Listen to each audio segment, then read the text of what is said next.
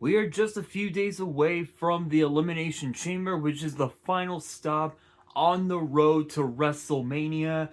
And not only that, but we are also less than a few we are less than a couple weeks away from NXT Vengeance Day, which right now, just a bit of a quick heads up right now I'm watching NXT from last night. I couldn't watch it last night because of President Trump's State of the Union address, and I'm halfway done with the show, and we just saw Zarya turn her back on Sol Ruka. I don't know why. I don't know what the fuck happened. But yeah. Yeah, that happened. Not I honestly don't know.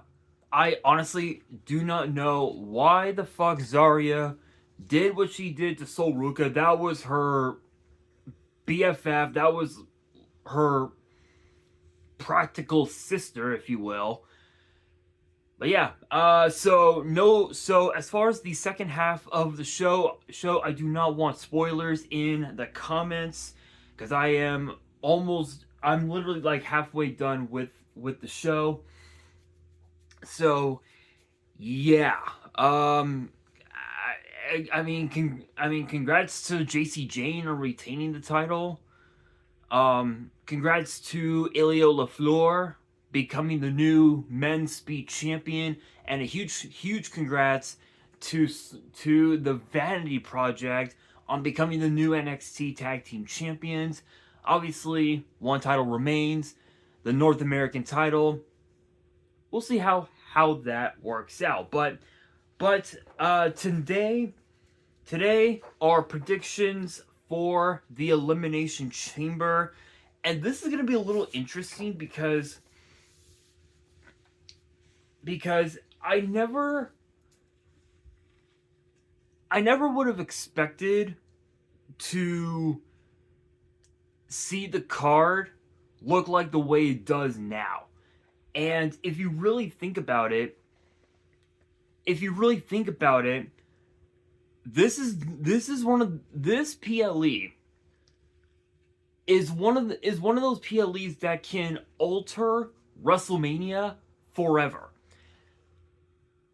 And it's gonna be a little interesting to say the very least. But with that being said, let's get down to it. Kicking things off is the Women's Intercontinental title between the man Becky Lynch and of course AJ Lee, which this will be her first singles championship, her first singles match in, I want to say, 13 years.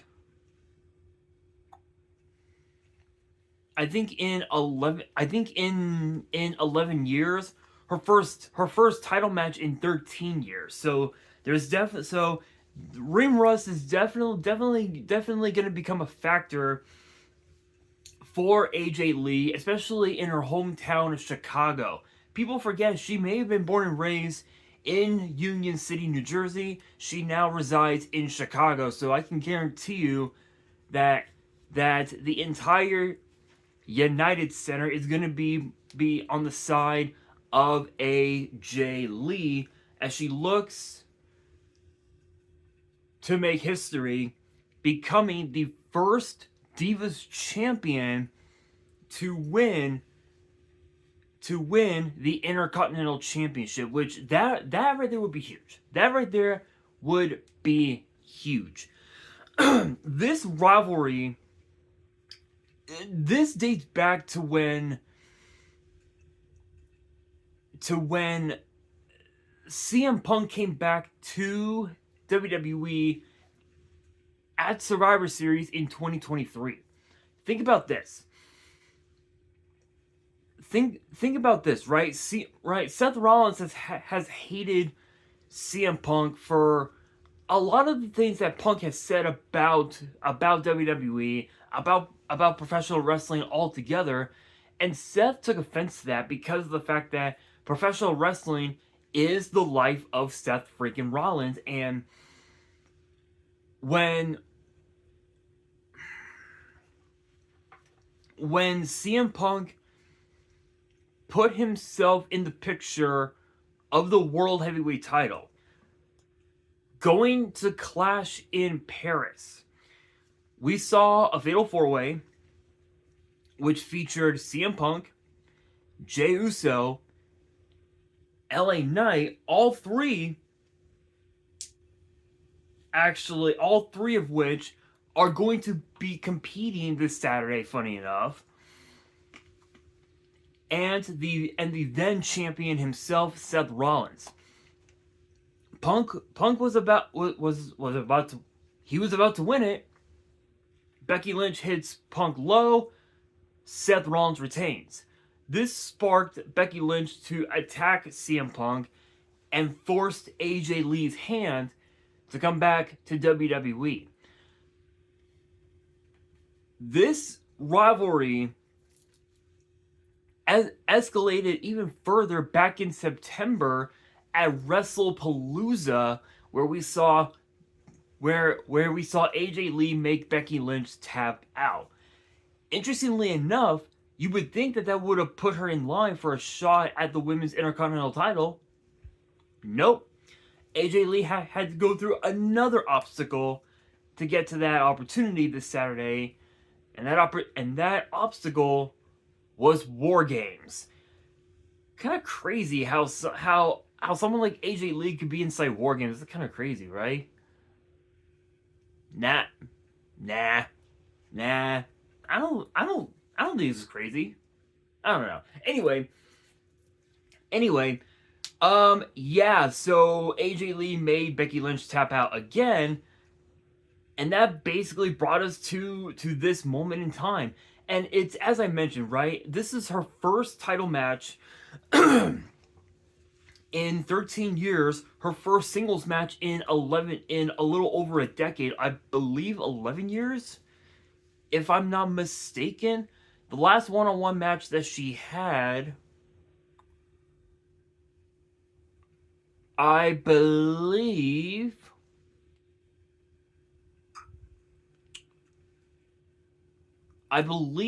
was in 2015, I want to say. Yeah, I want to say in 2015. Her and I think AJ Lee and Nikki Bella, I think. I don't remember. It's been quite some time, but but that was the last time that AJ Lee was in one-on-one action. So I have no doubt in my mind, ring rust will become a massive factor for AJ Lee going into this match. But Becky Lynch, she's been all out of sorts as of late. Ever since AJ Lee came back last year, Becky Lynch has been obsessed with AJ Lee. But AJ Lee hasn't been obsessed with Becky Lynch. So what does that say about this matchup? It says that we could be looking at a brand new Intercontinental Champion, but we could also be looking at a potential rematch at WrestleMania. So there's definitely a lot of factors that we can expect going going into this match. But I think if we're thinking fantasy booking, AJ Lee wins. But since we're thinking realistically, Becky Lynch is definitely gonna find some way to keep the title and ensure that she remains champion for a lot longer, which most likely we're going to see Becky Lynch defends the title once again at WrestleMania against AJ Lee. So, excuse me. So as much as I would love to see AJ Lee win the women's Intercontinental title in her hometown of Chicago, I think this matchup is going to be seen once again at WrestleMania. So my money is going to be on Becky Lynch. Speaking of AJ Lee and CM Punk will be defending the World Heavyweight title against Finn Balor, and this match can alter the main event forever because Roman Reigns became a two-time Royal Rumble winner, eliminating Gunther to win the whole thing. Literally right around this time last month at the Royal Rumble in Riyadh, Saudi Arabia, and he made the decision to go after CM Punk. Kind of crazy how he chooses CM Punk, considering the fact that Roman never got his rematch for the WWE title. Kind of crazy, huh? Really crazy. However, CM Punk is way in over his head. He has chosen to give Finn Balor yet another opportunity at the World Heavyweight title, in spite of the fact that Finn Balor cost AJ Styles his retirement tour. Think about that. Finn Balor forced a disqualification between CM Punk and AJ Styles. Now, hypothetically speaking, if AJ Styles had won the World Heavyweight title, we would have seen a retirement tour that we would never forget. But, obviously, we're not going to see that. But, it's, as I said, this could alter WrestleMania's main event forever because we could be seeing Finn Balor versus Roman Reigns, which, honestly, on paper, that seems good. On paper, it seems like a great WrestleMania main event. But if you really think about it, championship-wise, Finn Balor hasn't been in the main event scene in a long time. And the last time he was in the main event of a championship match, Finn Balor and Damian Priest, when Priest was a part of the Judgment Day, they were the undisputed tag team champions.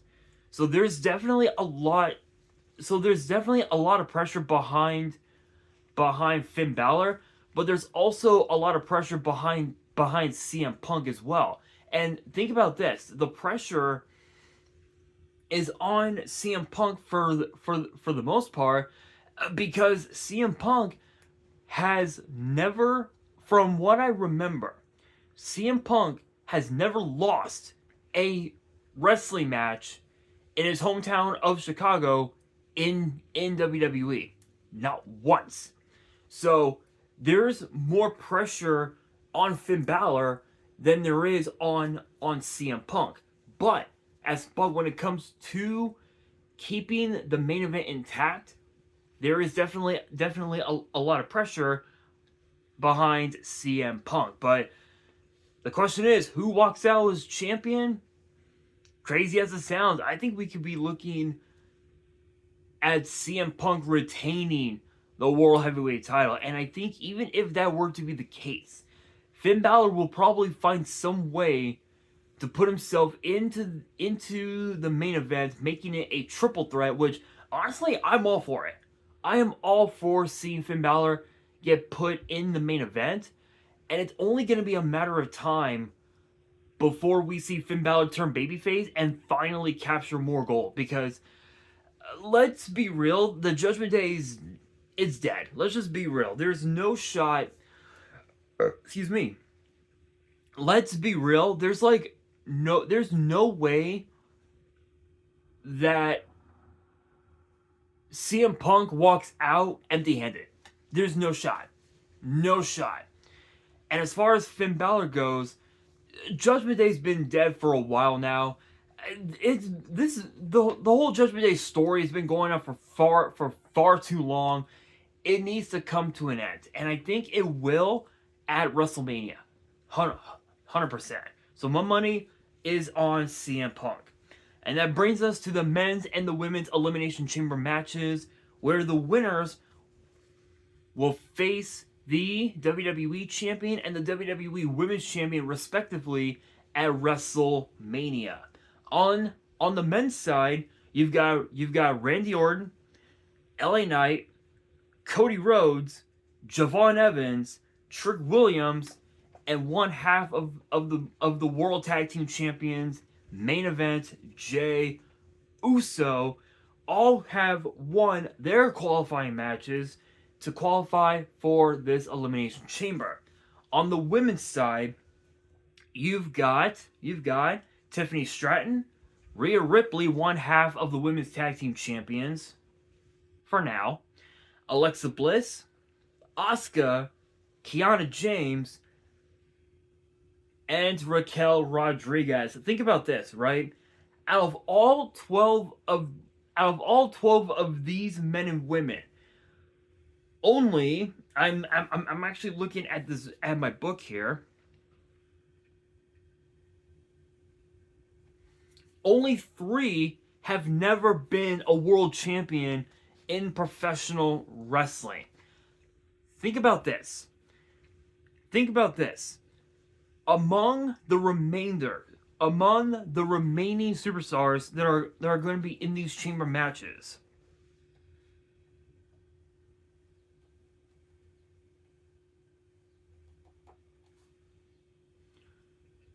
there is a combined total of well over 4 dozen world titles between every single one of them. Tiffany Stratton being a former WWE Women's Champion in her own right. So let me get out my trusty calculator here on my second phone.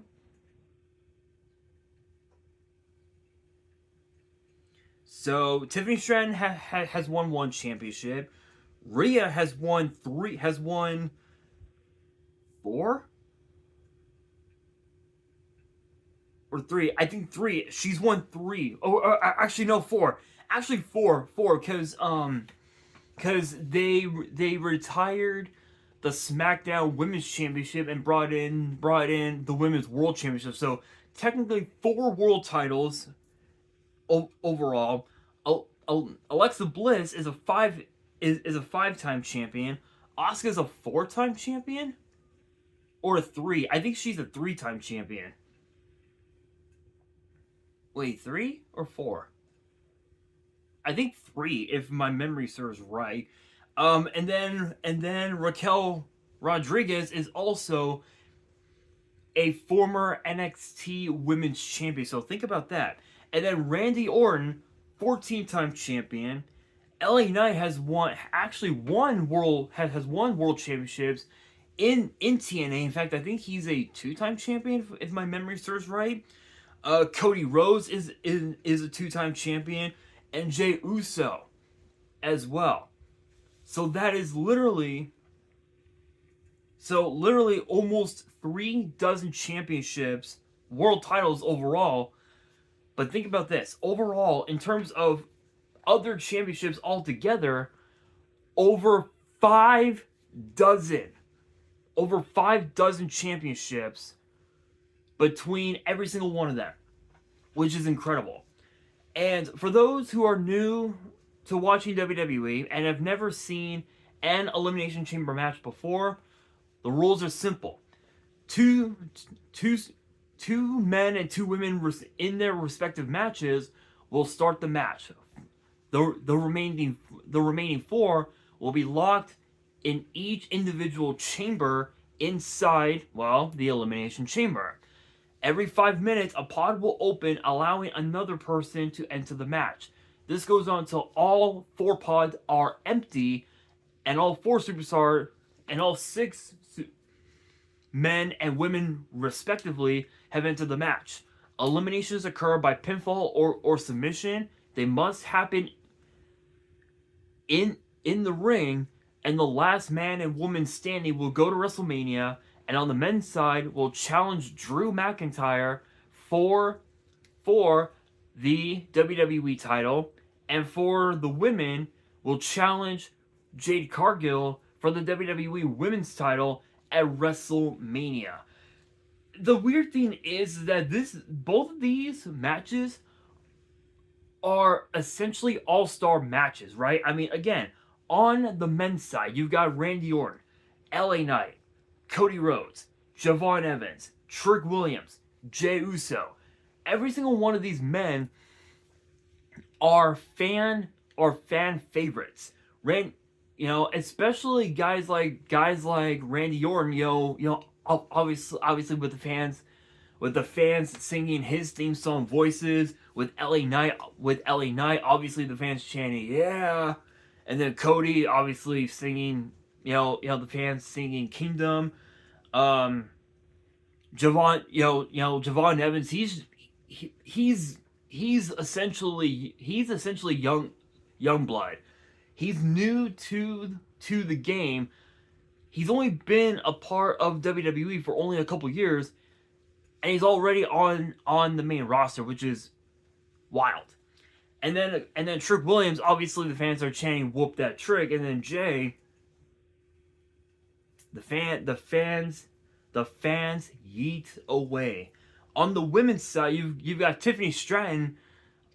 Fans always chanting Tiffy time, and then Rhea. I mean, come on. Rhea Ripley she's always a fan she's always going to be a fan favorite no matter what. Alexa Bliss the same way. Asuka is obviously a fan favorite, being a living legend in Japan. Kiana James obviously young blood. Raquel as well. Just come on. Think about this. The question now becomes who is the odds-on favorite going into these matches. On the men's side, the odds-on favorite is definitely going to be Randy Orton.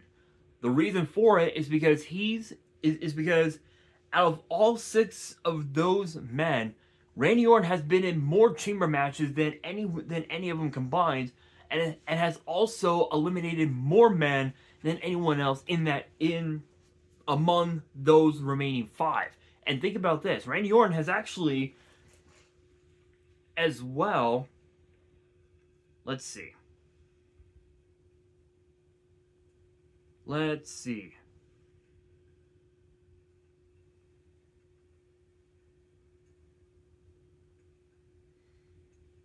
see.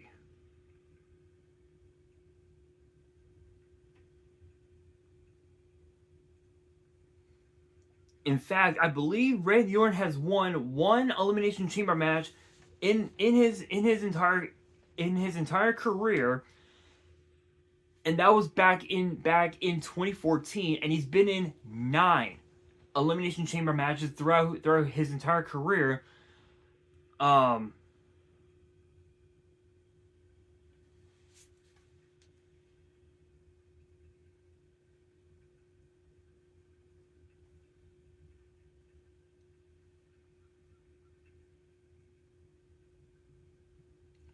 And I believe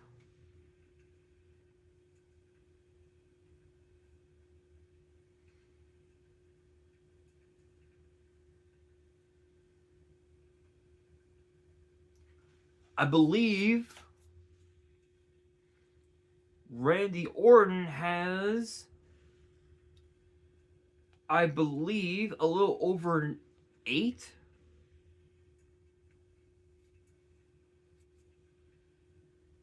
If I'm right on this.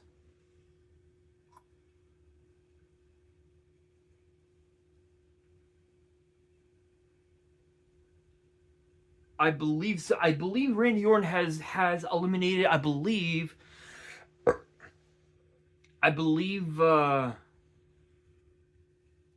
9 or 10 superstars throughout his career. I could be wrong. I believe that's the case. I don't remember, but yeah. Obviously, Randy Orton is gonna be the odds-on favorite. The wild card in this match on the men's side is going to be Javon Evans, and then and then the dark horse in the match is obviously going to be Trick Williams, because nobody is going to expect him to even win the whole thing. But here's the thing, right? Fantasy booking, we see Randy Orton win, 100%. If we're thinking realistically, crazy as it sounds, it's going to be Cody Rhodes. I believe Cody Rhodes is going to win the Elimination Chamber and go on to challenge Drew McIntyre for the WWE title, which could potentially, which that matchup could potentially be turned into a triple threat with the addition of Jacob Fatu, a fatal four-way if they decide to put Randy Orton in that mix. So there's definitely a lot to consider when it comes to the men's Elimination Chamber. But as far as the women's match goes, I would say that this is a no-brainer, but this one's a bit of an interesting ordeal because everyone did not expect Kiana James to win her qualifying match. Everybody expected Charlotte Flair to win, but with Kiana James now have qualified for the Chamber, one has to ask if Kiana James is going to be the wild card or the dark horse going into the match this Saturday. And honestly, she's going to be the dark horse, because much like Trick Williams, nobody's going to expect Kiana James to win. So if we're thinking fantasy booking, if we're thinking fantasy booking, Raquel wins, because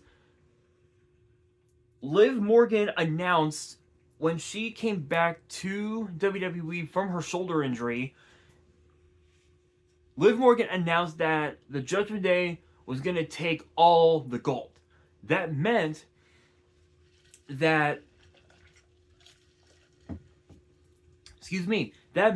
if Raquel wins the Elimination Chamber, she's going after Jade Cargill, and she's going to bring the WWE Women's title to the clubhouse on Raw. If we're thinking realistic booking,